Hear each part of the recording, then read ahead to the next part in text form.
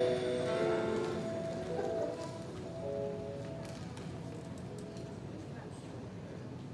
morning. Good morning.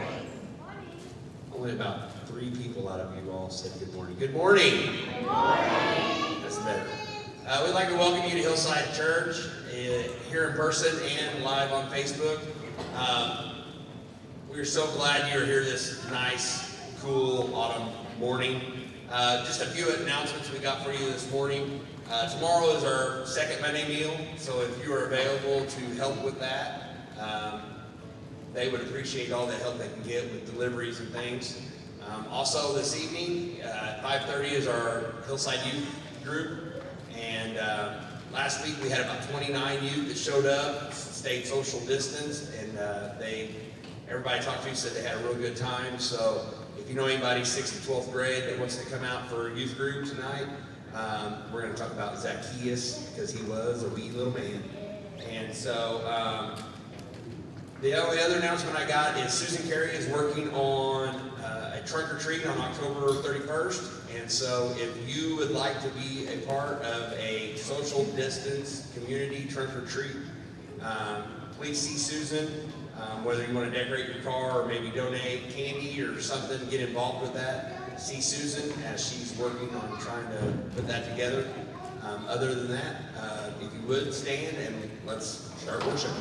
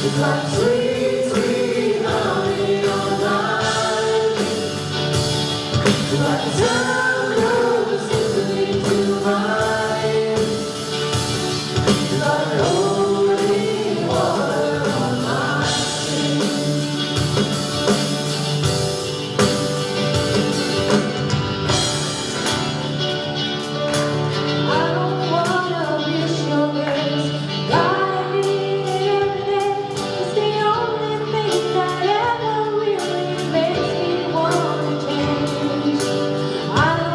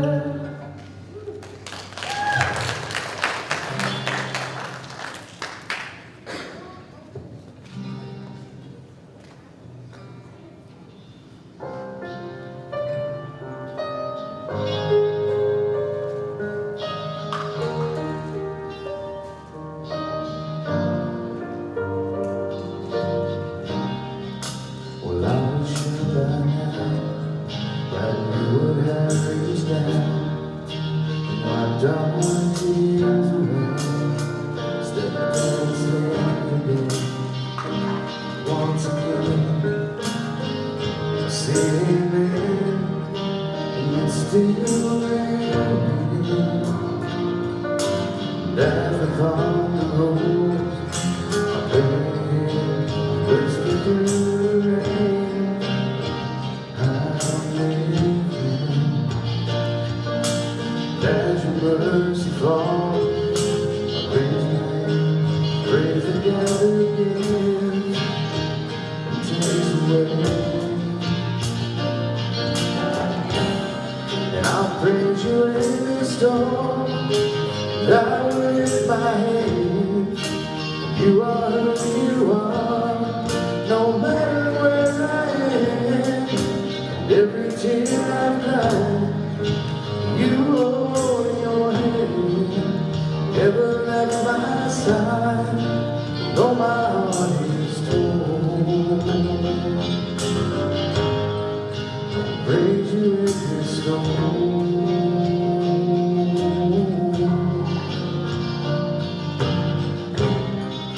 And I remember when I stumbled in the wind, you heard me crying, raised me out again.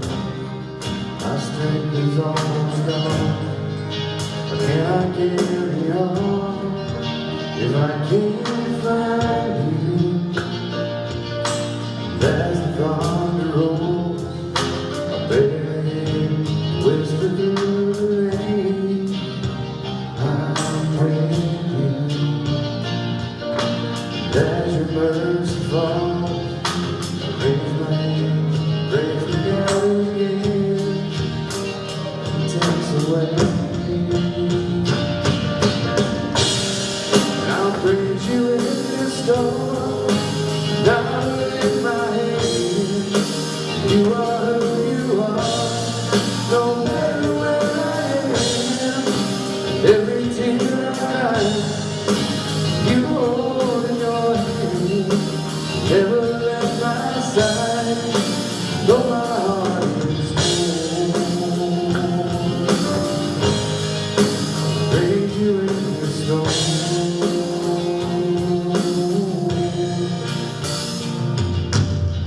I lift my eyes into the hills. Where does my help come from?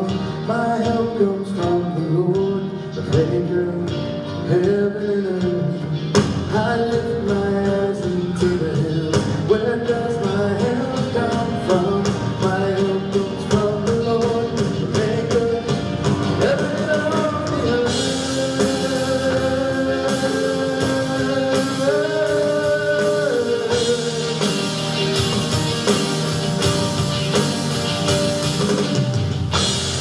I'll praise you in this storm, and I will lift my hand.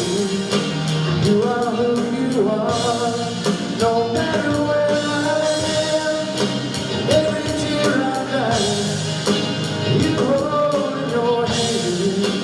Never left my side, though my heart is torn. I will praise you in this storm. Though my heart is torn, praise you in this storm.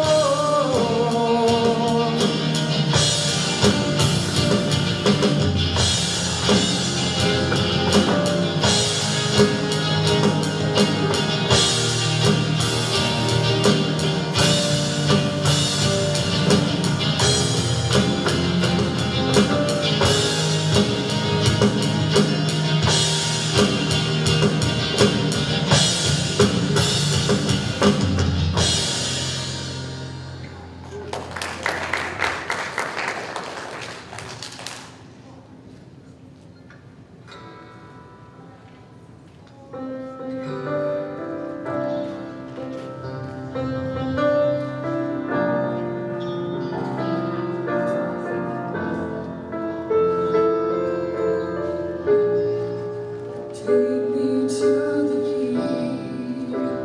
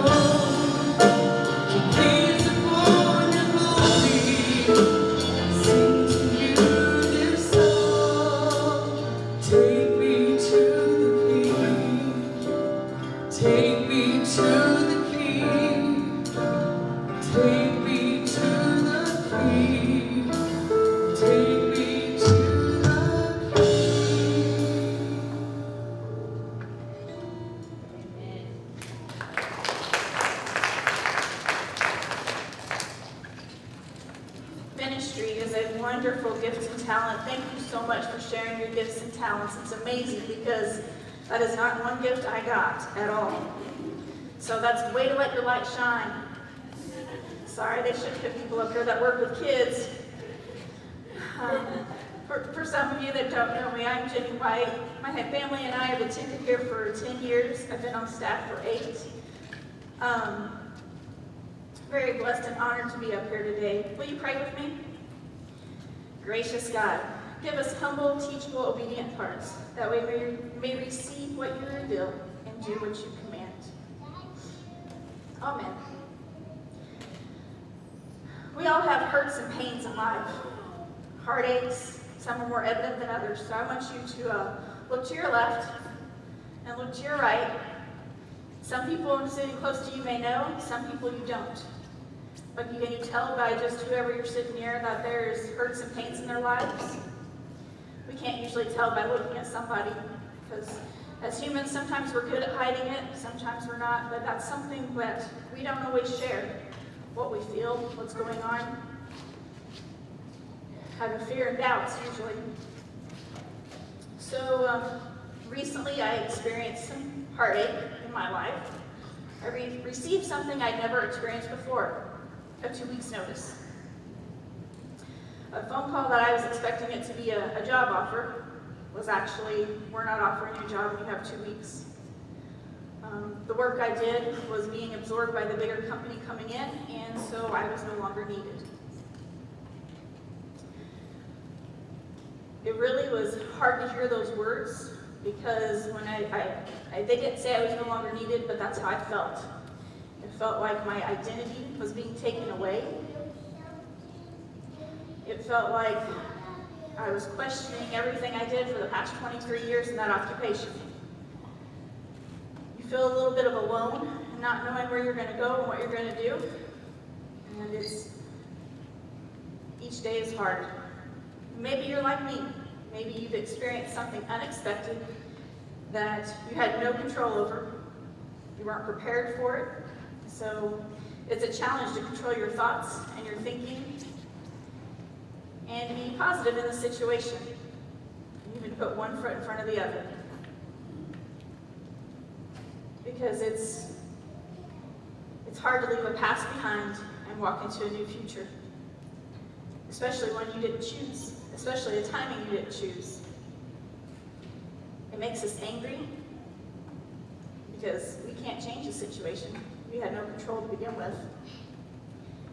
We have doubt because we doubt that there is hope for a future. We place blame of what happened to begin with. Just plain and simple causes heartache. These things weigh heavy on our hearts, and they weigh heavy on our minds. Our emotions impact our thoughts and our actions. And those effects around us too, not just us. But I have found some comfort in reading the Bible, found some comfort in some friends that have reached out to me. But one of the comforts I found was in the story of Moses and the golden calf. It sounds very ironic to find comfort in that story and to find direction. I don't know if you're aware of it, but I'm going to give you a little background. So Moses led the people out of Egypt that were slaves, and Moses was up on the Mount Sinai talking to God. And God had given them 10 commandments, inscribed them on the tablets, and he was gone for 40 days. It's important to the people that were down below because Moses was how they spoke to God. Moses is the one that spoke to the people for God. So he was gone for 40 days, and the people felt very distant from God. They felt silent. They felt the silence. And I can relate, because when you're going through something that comes out of nowhere, you feel like you wonder, where is God? Is he here? Is he working? So while he was gone, the people were restless, not knowing what to do.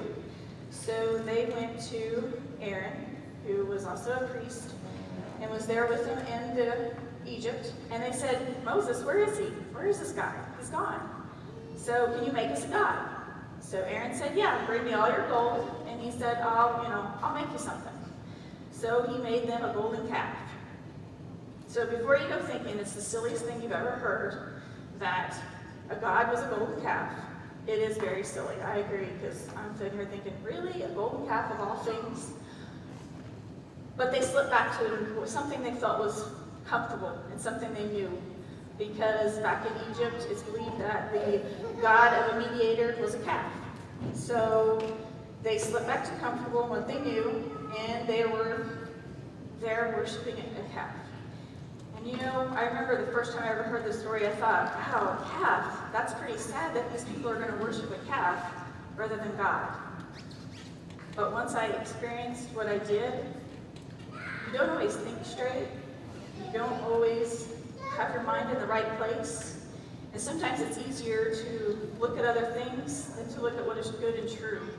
For me, it's easier to scroll on Facebook and look at other people's lives rather than my own. It's easier for me to sit on a couch and watch a movie and fall into that movie rather than my own life. But then it's over and I have to face reality.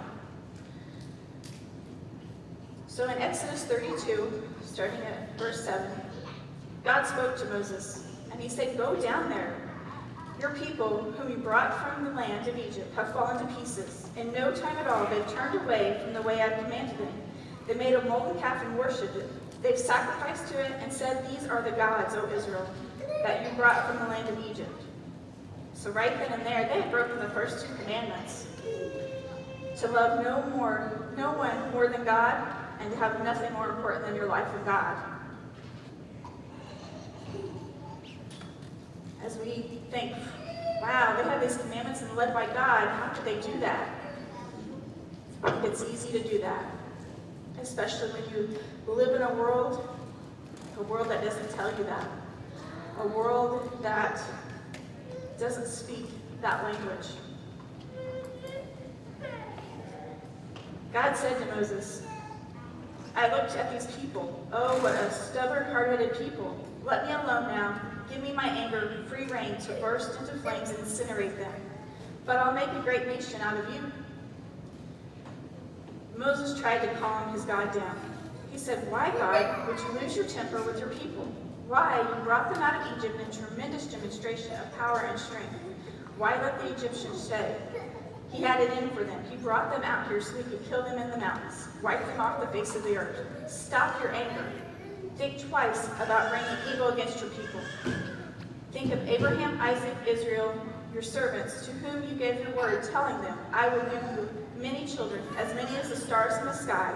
I'll give you this land to your children as their land forever. And God did think twice. He decided to not do the evil he had threatened against his people. Moses stood up for the people. Even though he knew that they had sinned, he pleaded with God. He didn't just ask God, he pleaded with God. And he reminded God of the promises that he'd made. Those promises weren't made to those people. Those promises were made to the people before us. But those promises stand true for us today. God is faithful, and he keeps his promises. God does not close his eyes or turn away from our brokenness in our lives, despite it is our response to turn away from God and from what is true and what is good. God is merciful. And God placed Moses in that position to plead on the behalf of the people. We're in that same position to let love lead, to fill us, and to flow through us, just as a conduit unto all that we need. I know that it is challenging to allow love in when we've been knocked down by life. It impacts our thinking.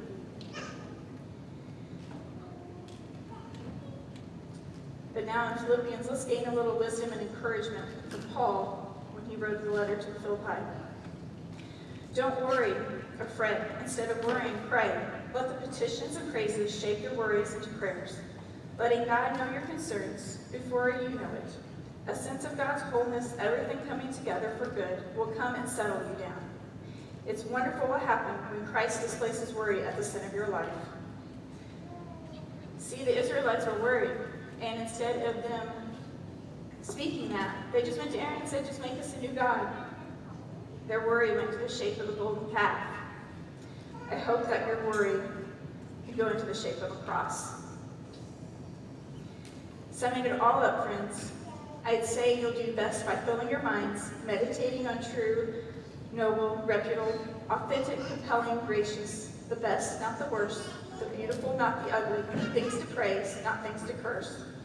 Put into practice what you've learned from me, what you heard and saw and realized. Do that, and God, who makes everything work together, will work for you into his most excellent harmonies. It doesn't mean you've accepted Jesus and life is going to be easy. It means you have a choice to make each and every day of whether to follow him, to direct your thinking into different ways. I know exactly how that is, because my 2 weeks notice was only 3 weeks ago. So it has been very challenging to not let bitterness set in, not to have the blame of myself and others that caused this, because I get things in the mail, just like was still working there, and each time those come, it does cause pain. You might see an ad in the paper of the organization, and it causes pain too. But we have a choice to think positive ways, think positive because it impacts ourselves and others. And I know that my identity was not in that organization. My identity is in Jesus Christ. And all those skills and everything I learned in those 23 years, I still have.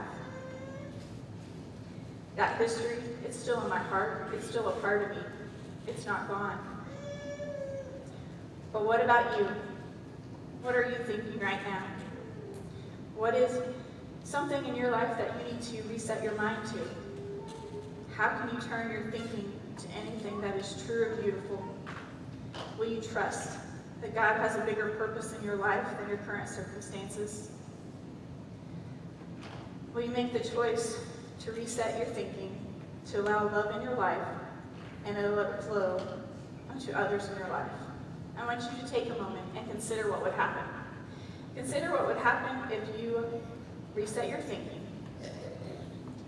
and if it could bring hope in your life, your faith can grow. What about if your faith grew and it brought hope into someone else's life?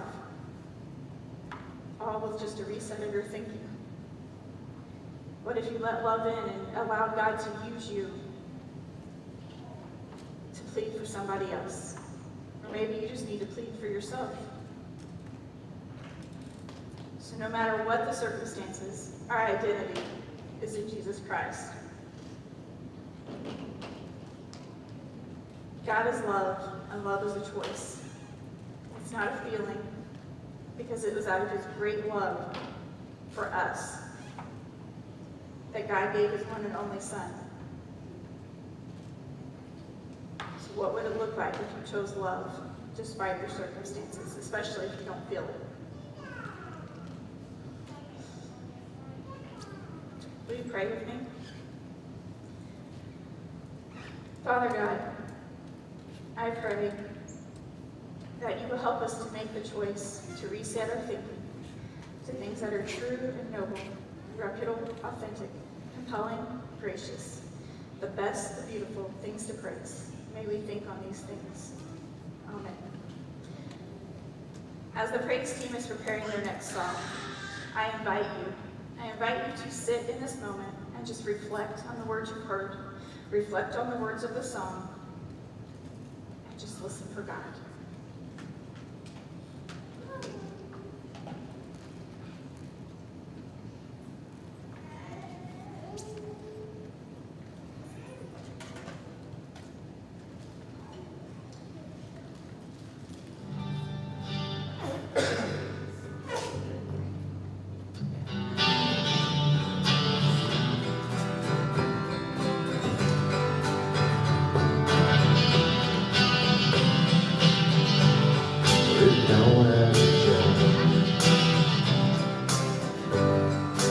Pay your bill.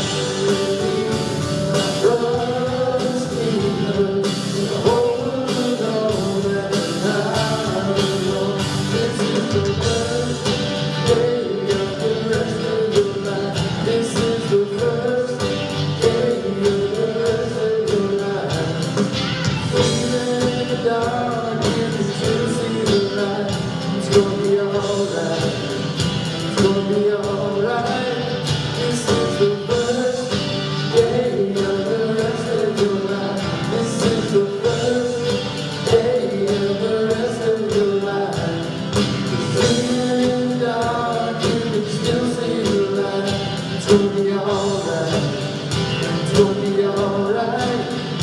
If love will hold us together, make us a shelter to weather the storm, and I'll be my brother's keeper, so the whole world will know that we're not alone.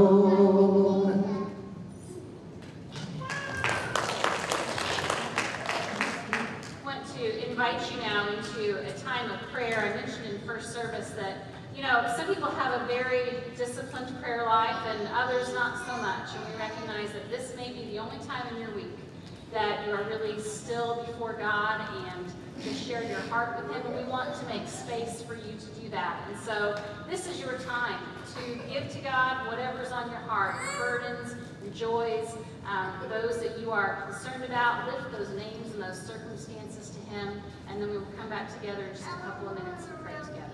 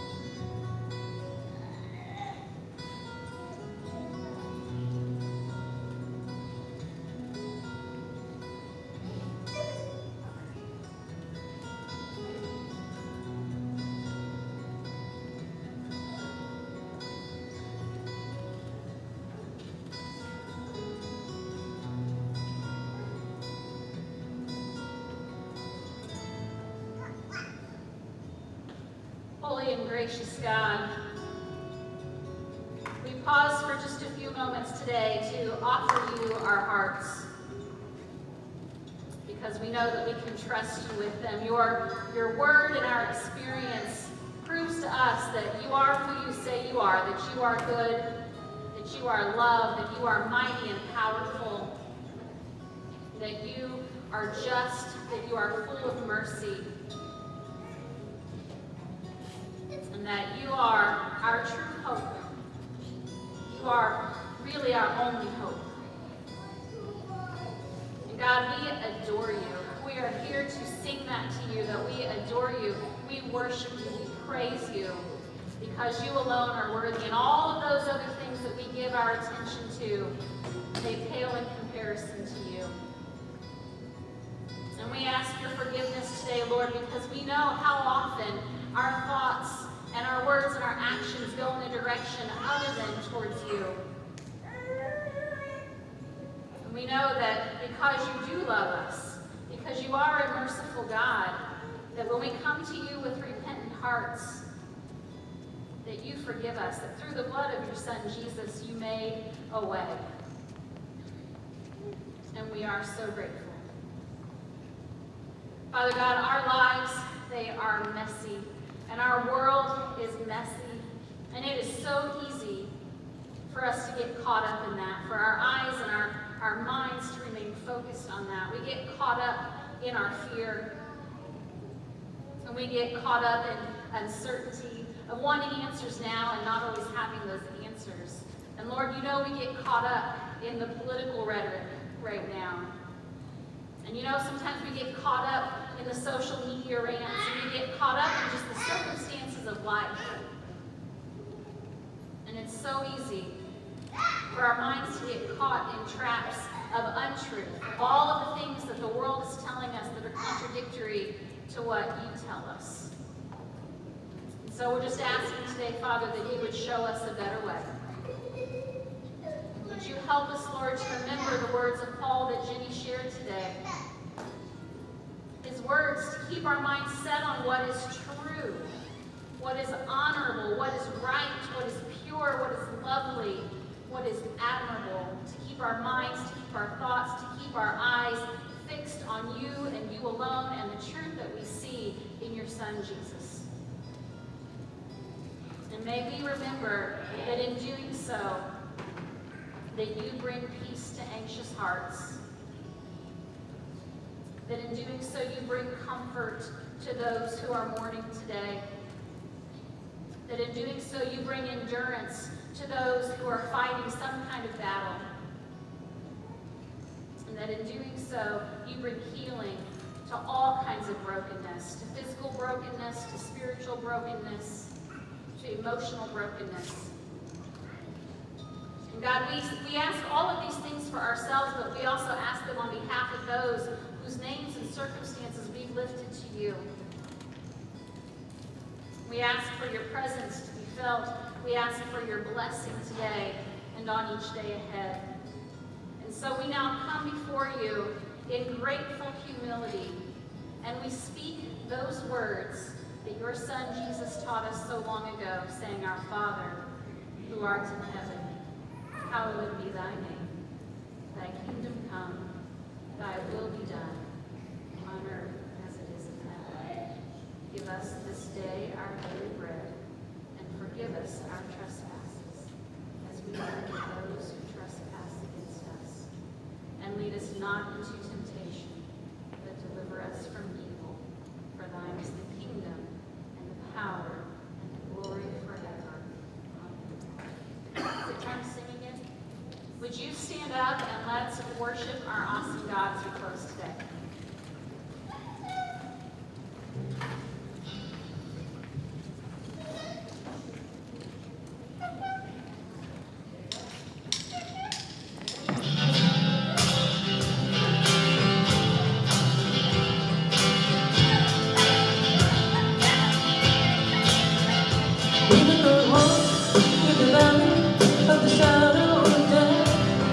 Your perfect love is lasting and fear.